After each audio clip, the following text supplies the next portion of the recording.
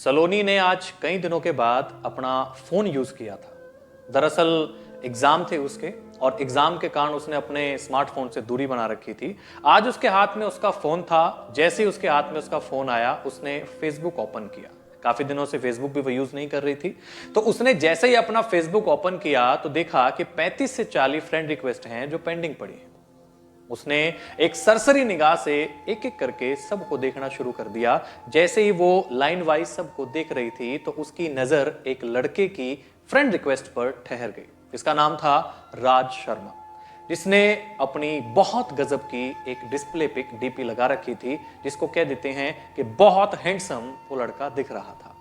सलोनी ने जिज्ञासावश उसके बारे में पता करने के लिए उसकी प्रोफाइल खोल के देखी तो वहां पर उसने देखा कि एक से एक बढ़ के रोमांटिक शेरो शायरी और कविताएं उस राज शर्मा ने पोस्ट की हुई हैं।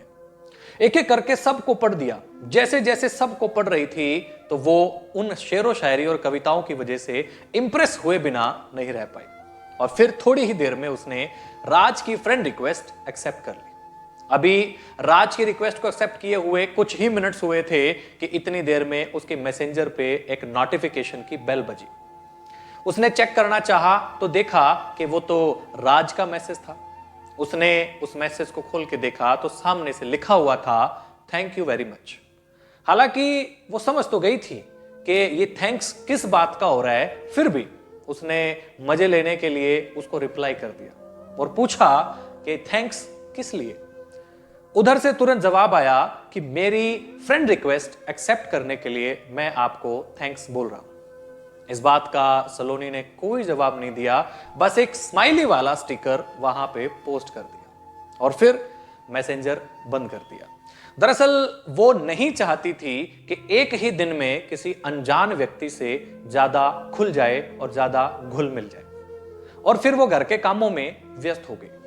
अगले दिन उसने अपना फेसबुक खोला तो उसे राज के मैसेजेस नजर आए। राज ने उसे कई रोमांटिक कविताएं भेज रखी थी, कई रोमांटिक शेरो शायरी भेज रखी थी। उन्हें पढ़ करके उसे बहुत अच्छा लगा। उसने जवाब में फिर से स्माइली वाला स्टिकर राज को सेंड कर दिया। थोड़ी देर में ही राज का रिप्लाई आ गया। वो सलोनी से उसके आदतों के बारे में, हॉबीज के बारे में पूछना चाह रहा था। फिर सलोनी ने राज को अपना संक्षिप्त सा परिचय दे दिया। उसका परिचय जानने के बाद राज ने भी उसे अपने बारे में बताया कि वो एमबीए कर रहा है और जल्दी ही उसकी जॉब लग जाएगी। और फिर इस तरह से दोनों के बीच चैटिंग का सिलसिला चल निकला। सलोनी की राज से दोस्ती हुए अब तक 1.5 महीना हो चुका था। सलोनी को अब उसके मैसेजेस का इंतजार रहने लगा था। जिस दिन उसकी राज से बात नहीं हो पाती थी तो उसे लगता था जैसे कुछ अधूरापन सा है।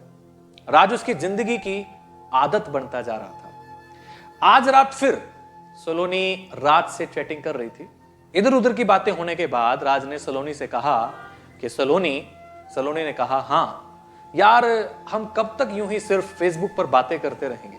यार मैं तुमसे मिलना चाहता हूं, प्लीज कल मिलने का प्रोग्राम बना लो ना।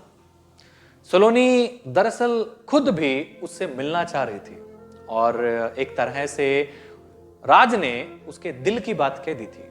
लेकिन पता नहीं क्यों उस लड़की को राज से मिलने से डर लग रहा था। शायद अनजान होने का डर था। सलोनी ने राज को यही बात कह दी तो राज बोला, अरे यार इसीलिए तो कह रहा हूं कि हमें मिल लेना चाहिए। जब हम मिलेंगे तभी तो एक दूसरे को जानेंगे। राज ने उसे समझाते हुए मिलने की जिद की। फिर सलोनी बोली, अच्छा ठीक है, बोलो कहां मिलना है, लेकिन एक बात का ध्यान रखना, मैं ज्यादा देर नहीं रुकूंगी। हालांकि सलोनी ने बड़ी मुश्किल से उसको हां कहा तो राज सामने से बोला, ठीक है, तुम जितनी देर रुकना चाहो उतनी देर रुकना, कोई बंदिश नहीं है, कोई बाउंडेशन नहीं है। राज अपनी खुशी छिपाते हुए यह बात बोल रहा था और फिर सलोनी को उस जगह के बारे में बताने लगा जहां सलोनी को आना था। अगले दिन शाम को 6 बजे शहर के एक कोने में सुनसान जगह पे एक पार्क में, जहां पर सिर्फ प्रेमी जोड़े ही जाना पसंद करते हैं, शायद एकांत इसका कारण हो सकता है, वहां पे राज ने सलोनी को आने के लिए कहा। थोड़ी देर बाद ही सलोनी वहां पहुंच गई। राज उसे पार्क के बाहर गेट के पास अपनी कार से पीठ लगा के खड़ा हुआ नजर आ गया। पहली बार उसे सामने से देख करके वो बस देखती रह गई। दरअसल राज अपनी फोटोज से भी बहुत ज्यादा स्मार्ट और हैंडसम दिख रहा था। सलोनी जब उसकी तरफ देख रही थी तो राज ने देख लिया कि सलोनी मुझे देख रही है, तो राज ने सलोनी को अपने पास आने का इशारा किया। उसके इशारे को समझ करके वो उसके पास चली गई और मुस्कुरा के बोली, हाँ अब बोलो, मुझे यहां किस लिए बुलाया है? तो राज ने कहा, अरे यार, क्या सारी बातें यही सड़क पे खड़ी खड़ी करोगी? चलो आओ, कार में बैठ के बात करते हैं। और फिर राज ने उसे कार में बैठने का इशारा करके कार का पिछला गेट खोल दिया। उसकी बात सुन के सलोनी मुस्कुराते हुए कार में बैठने के लिए बढ़ी। जैसे ही उसने कार में बैठने के लिए अपना पहला पैर अंदर रखा तो उसे वहां पर पहले से ही एक आदमी बैठा हुआ नजर आया। शक्ल से वो आदमी कहीं से भी शरीफ नजर नहीं आ रहा था। सलोनी के बढ़ते कदम ठिठक गए। वो पलटकर राज से पूछने ही जा रही थी कि ये कौन है कि तभी उस आदमी ने उसका हाथ पकड़ करके उसे कार के अंदर खींच लिया और पीछे से राज ने भी उसको पकड़ते हुए कार के अंदर धकेल दिया।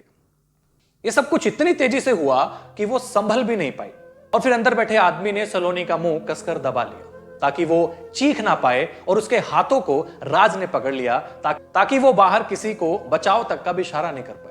अब वो ना तो हिल सकती थी और ना ही चिल्ला सकती थी और तभी कार से दूर खड़ा हुआ एक आदमी कार में आकर के ड्राइविंग सीट पर बैठ गया और कार स्टार्ट करके तेजी से आगे बढ़ा दी। और पीछे बैठा आदमी जिसने सलोनी का मुंह दबा रखा था वो हंसते हुए राज से बोला, वाह भाई वाह, मजा आ गया, आज तो तुमने तगड़ा माल पकड़ा है। और एक बात कह देता हूं राज तुम्हें, शबनम बानो इसकी आज मोटी कीमत देगी। उसकी बात सुन करके राज मुंह ऊपर उठा करके ठहाके लगा के हंसने लगा।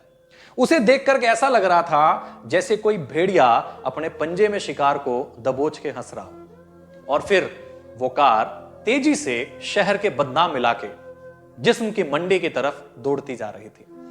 दोस्तों, ये कोई कहानी नहीं है बल्कि 100% सच्चाई है छत्तीसगढ़ की सलोनी की, जो कुछ दिन पहले मुंबई से छुड़ाई गई है। ये सलोनी की कहानी उन सभी लड़कियों के लिए एक सबक है जो सोशल मीडिया पे अनजान लोगों से दोस्ती कर लेती हैं और अपनी जिंदगी गंवा लेती हैं। दोस्तों, उम्मीद है सलोनी की इस कहानी से हमारी बहुत सारी बहनों की, बेटियों की हम लोग जिंदगी बचा सकते हैं। कृपया यह वीडियो हमारी हर एक बहन और बेटी तक जरूर पहुंचाए ताकि भविष्य में कोई सलोनी किसी राज उर्फ कुछ भी उसका नाम हो सकता है उसके चंगुल में ना फंस पाए। राम राम।